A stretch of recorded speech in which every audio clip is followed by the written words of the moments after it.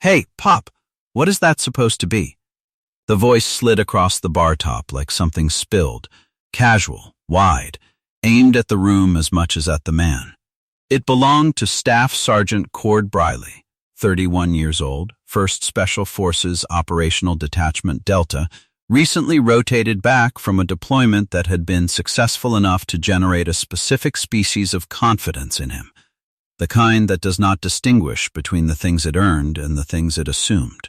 He was sitting 3 stools down from the old man, with a bottle of domestic beer, his forearms on the bar, his sleeves rolled to the elbow to display the kind of deliberate, layered tattoo work that costs real money and requires multiple sessions and communicates, among other things, that the body beneath it belongs to someone who considers himself a canvas worth investing in. He had been looking at the old man's left forearm for 40 seconds before he said anything, long enough to make a decision about what he was seeing and decide to share that decision with the room.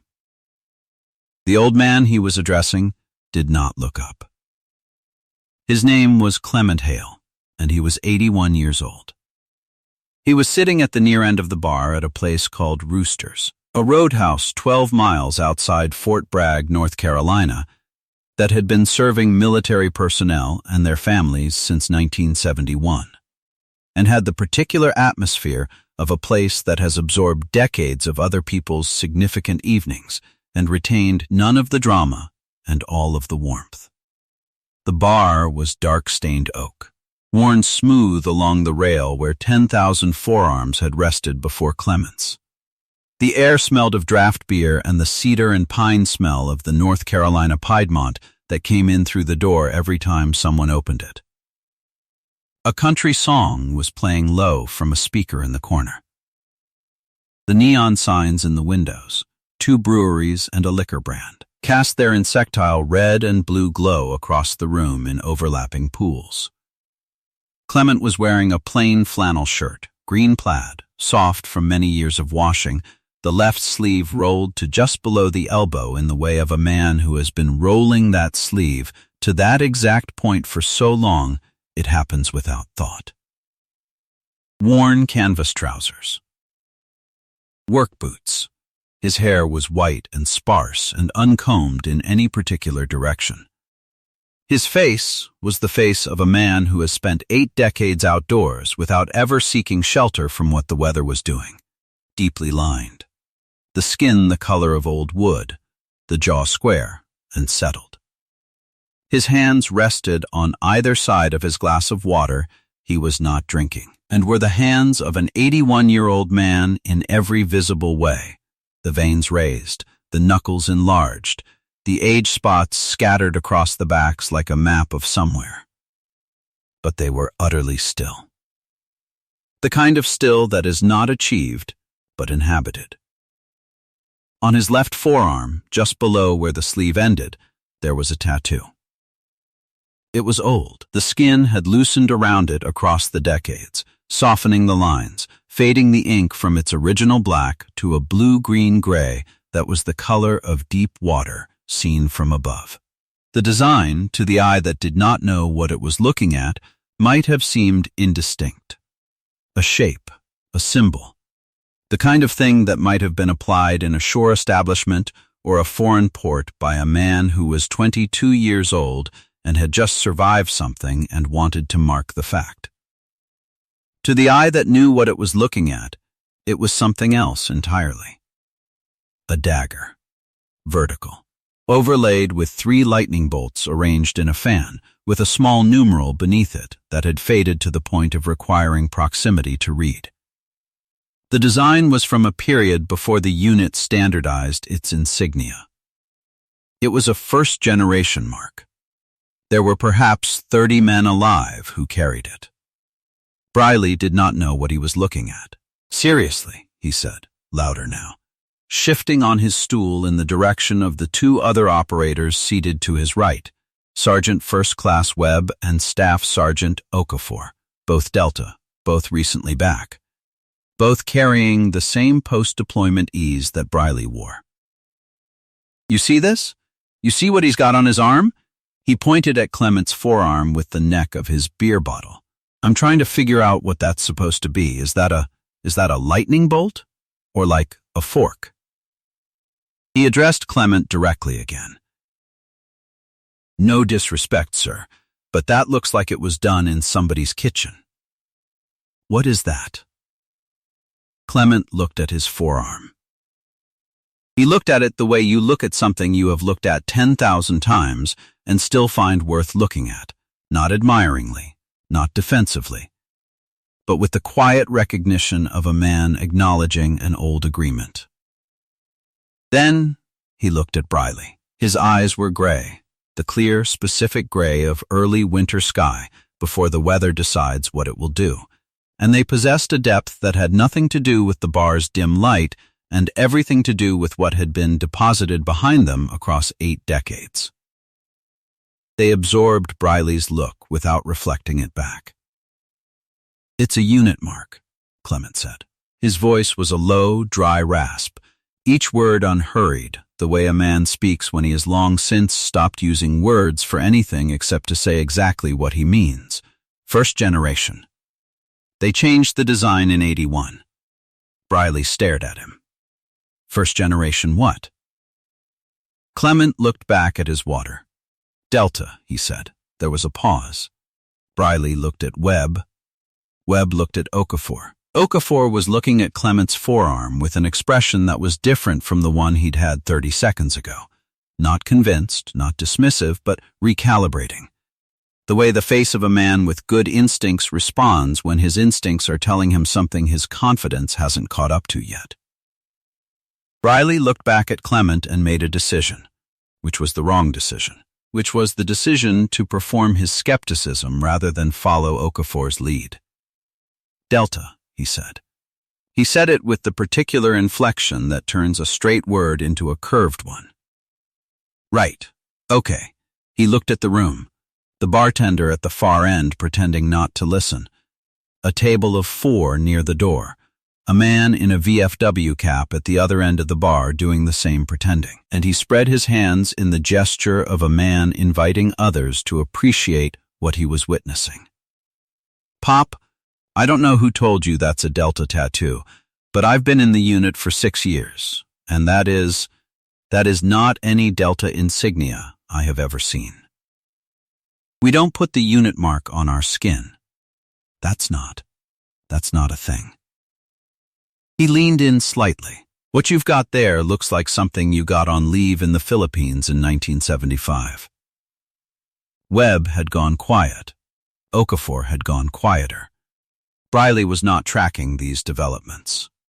I'm not trying to take anything away from you, he continued, the performance warming to its second stage now, feeding on its own forward momentum. You served, I assume? Army? National Guard? Reserves? Whatever it was, respect for that. Genuinely. But, he pointed at the tattoo again, this time with one finger rather than the beer bottle, closing the physical distance between his hand and Clement's forearm. That right there is not what you're saying it is.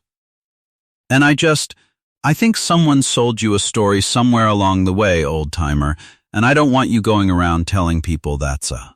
His fingertip made contact with the faded ink on Clement Hale's left forearm. The bar disappeared. The country song cut out. The neon glow and the draft beer smell and the polished dark wood of roosters vanished in a single collapsed frame, replaced by something absolute and total. The smell of desert. Dry and mineral, and carrying underneath it the specific alkaline sharpness of Middle Eastern dust that gets into everything within the first hour and never fully leaves. Not night, a gray pre-dawn. The sky the color of old pewter at the horizon, the stars still visible overhead, the temperature at that particular pre-dawn degree that is not cold enough to be cold but has none of the day's warmth in it yet. The sound of roosters was gone. In its place, silence. The vast, specific silence of a desert before an operation commences, not peaceful, but loaded. Every frequency of the silence meaning something to the men who knew how to read it. He was 24 years old.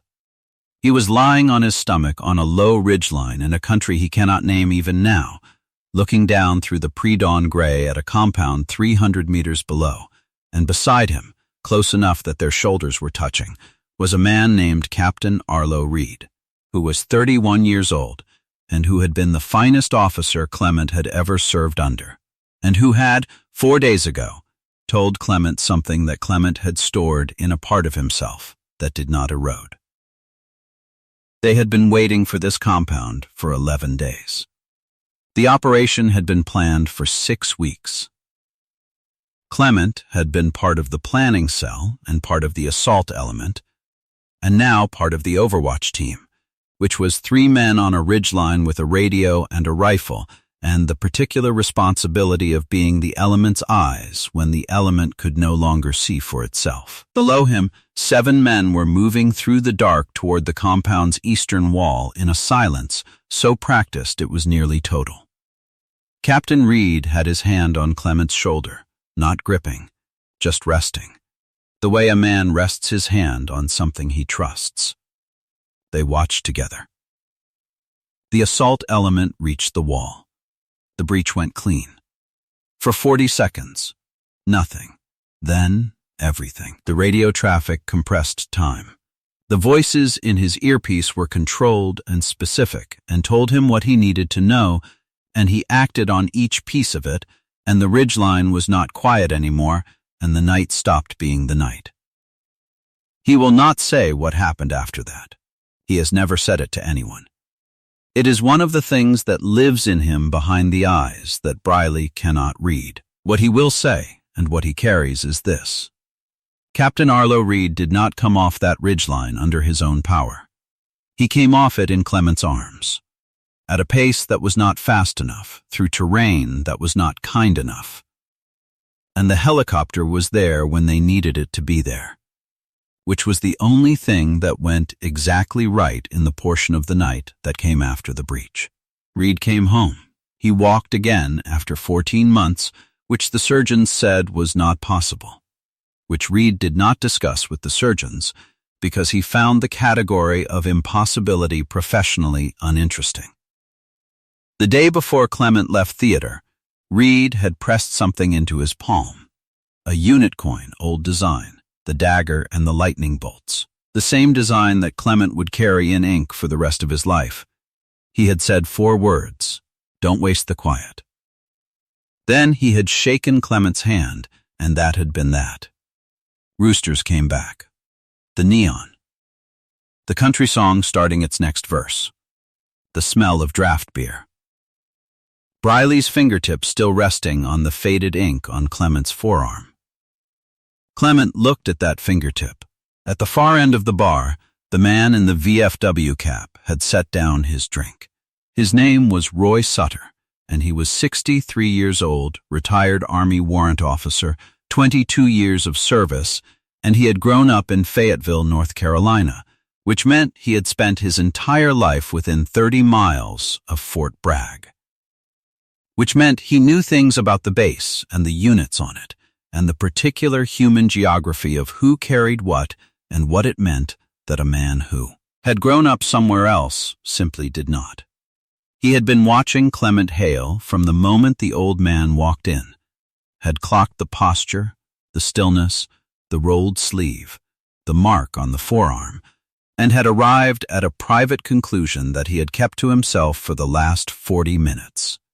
He was keeping it to himself, no longer. He slid off his stool and walked to the far end of the bar where the bartender, a woman named Sandra, 38, who had been managing Roosters for 9 years and who had a laminated card behind the register with 3 phone numbers on it that a previous owner had handed her on her first day and told her, "These are for situations. You'll know the situation when you see it," was drying glasses and watching Briley with the expression of a woman who has seen enough Friday nights to recognize when one is going sideways. "Sandra," Roy Sutter said quietly, "I need to use your phone." She looked at him. "The card," he said. She looked at the old man at the end of the bar.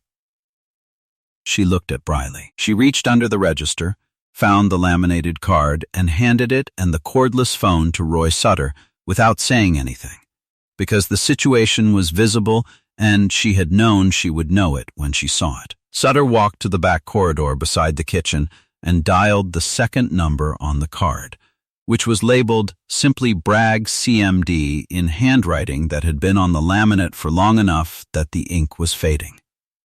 The duty sergeant who answered was professional and brief.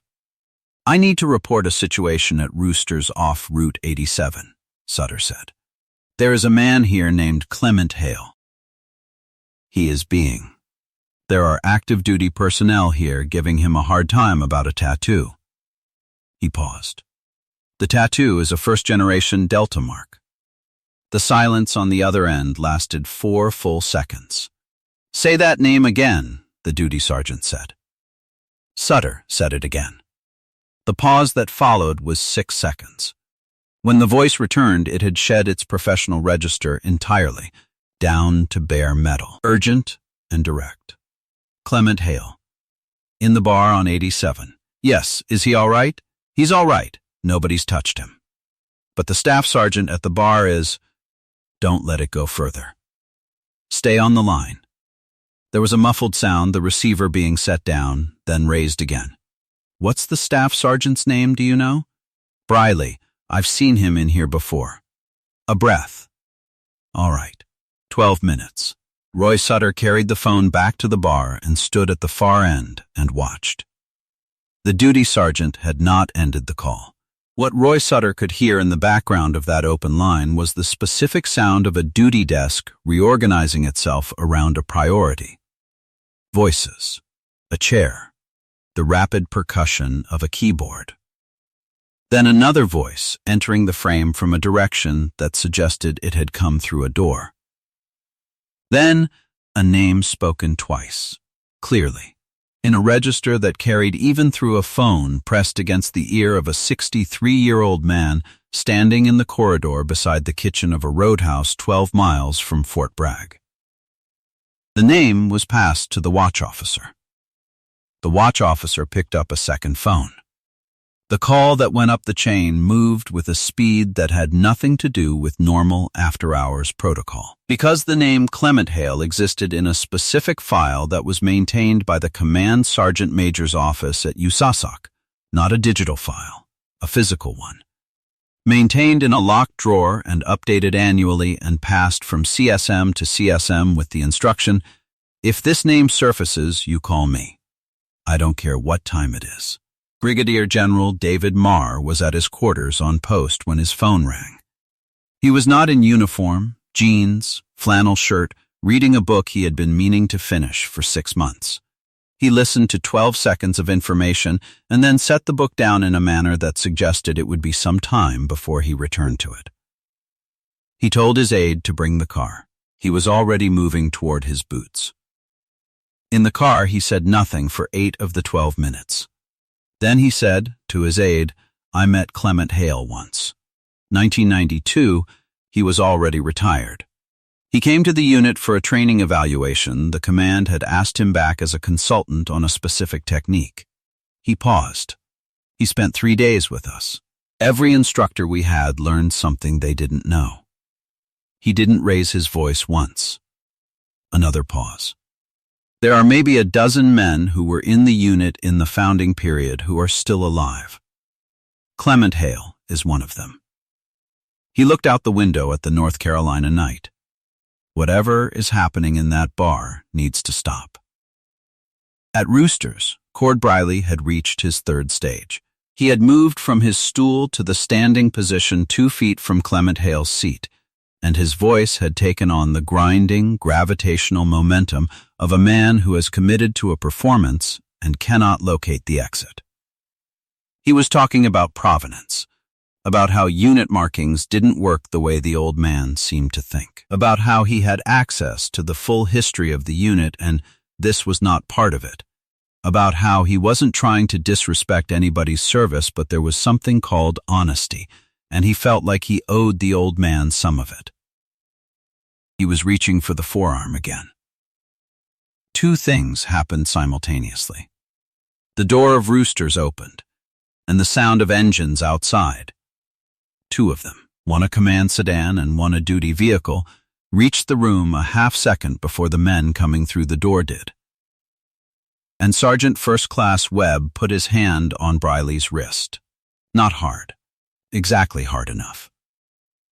He had been watching Clement Hale's face for the last 6 minutes, and he had arrived at the conclusion that Roy Sutter had arrived at 40 minutes ago, and he was not willing to let Briley's hand reach the forearm a second time. "Cord," Webb said, quietly. "Stop." Briley looked at him. He looked at Okafor, who had the expression of a man standing a safe distance from something about to detonate. He started to say something. Brigadier General David Marr came through the door of Roosters in a flannel shirt and jeans. He was not in uniform. He had not stopped for a uniform. He came through the door with his aide and the duty sergeant behind him, and he was 57 years old and gray-haired, and built with the spare, load-bearing economy of a man who has never carried anything on his body that he didn't need. And he walked directly to Clement Hale the way people walk to things they have been moving toward for years, without knowing the specific moment would be today. He stopped in front of Clement. Clement looked up.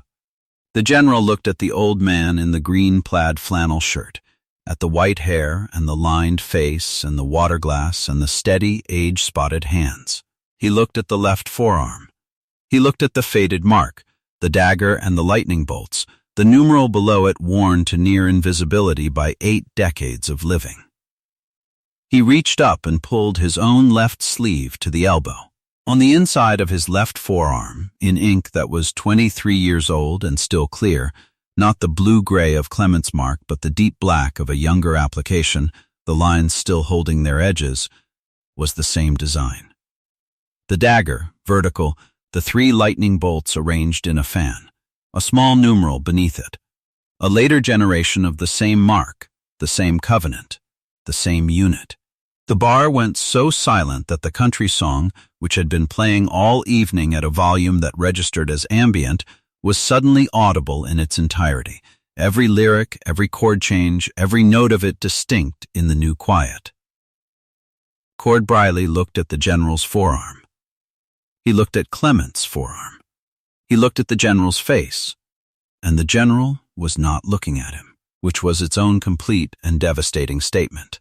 General Marr said to Clement Hale, "I was told you were here." His voice was quiet. "I apologize, it took me 12 minutes. Clement looked at the tattoo on the general's forearm. He looked at the general's face. Something moved in those gray eyes. Not sentiment, not triumph, but the specific recognition of one man seeing, in another man's skin. The mark of a shared thing that neither of them has ever needed to explain to anyone who carries it. "You were fast enough," Clement said. The general turned.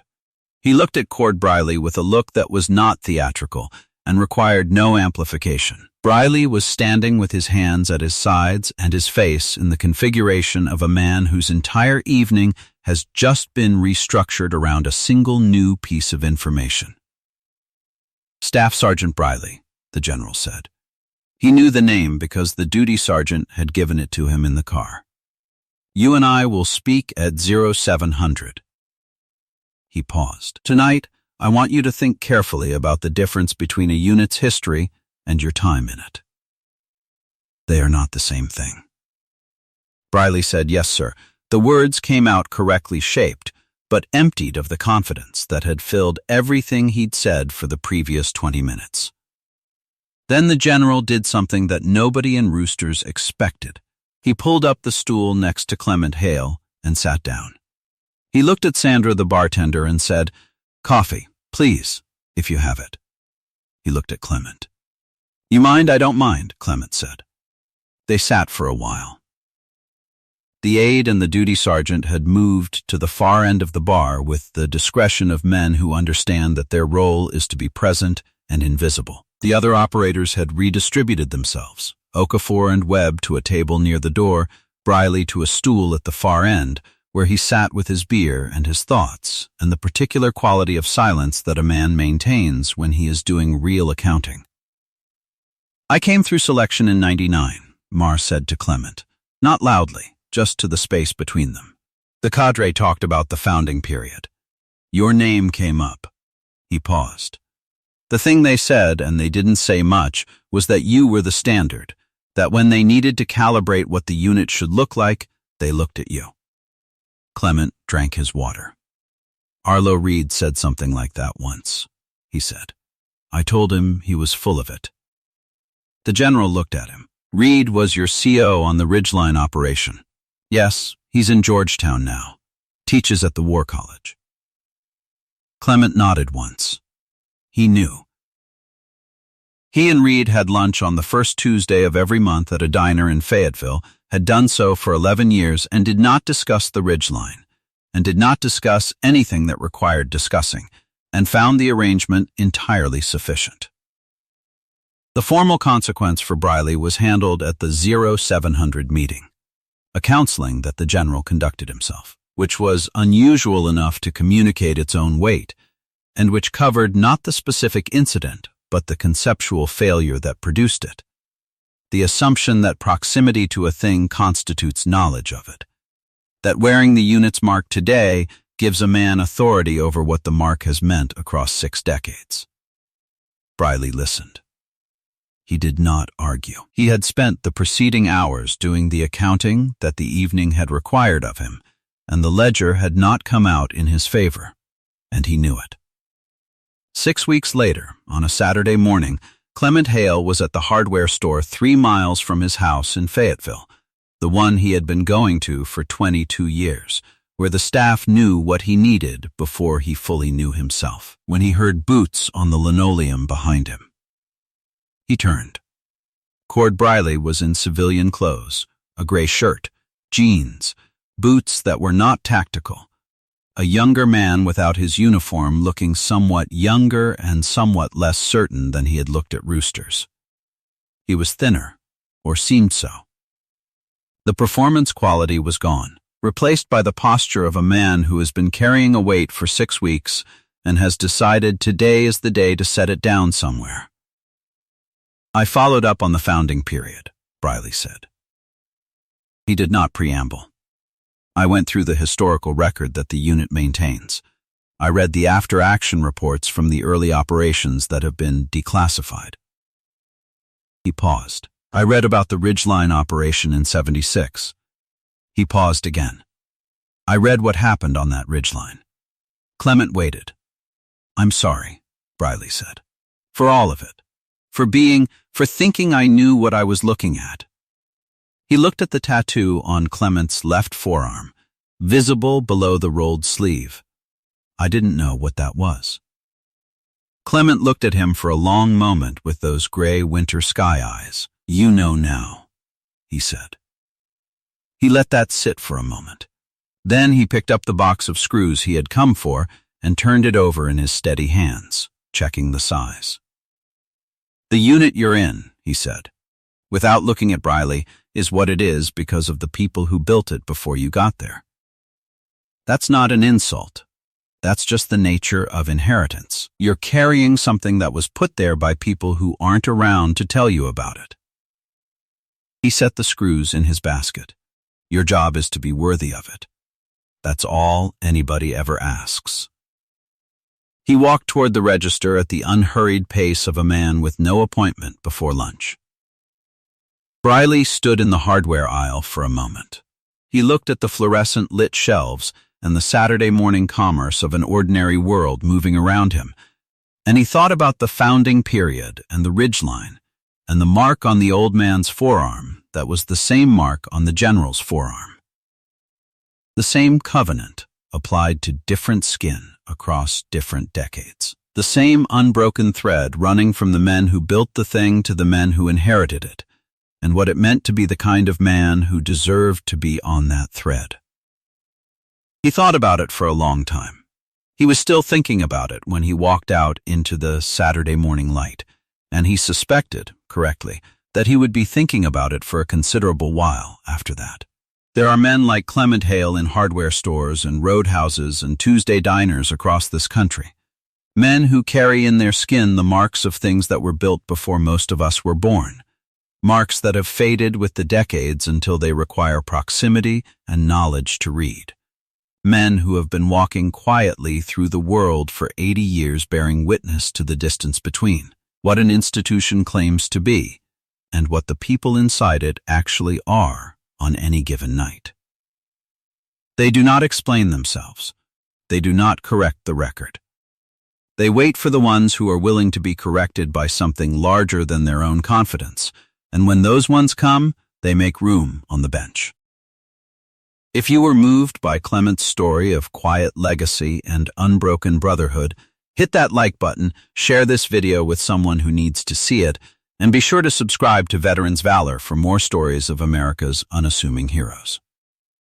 Word count, approximately 4,280 words.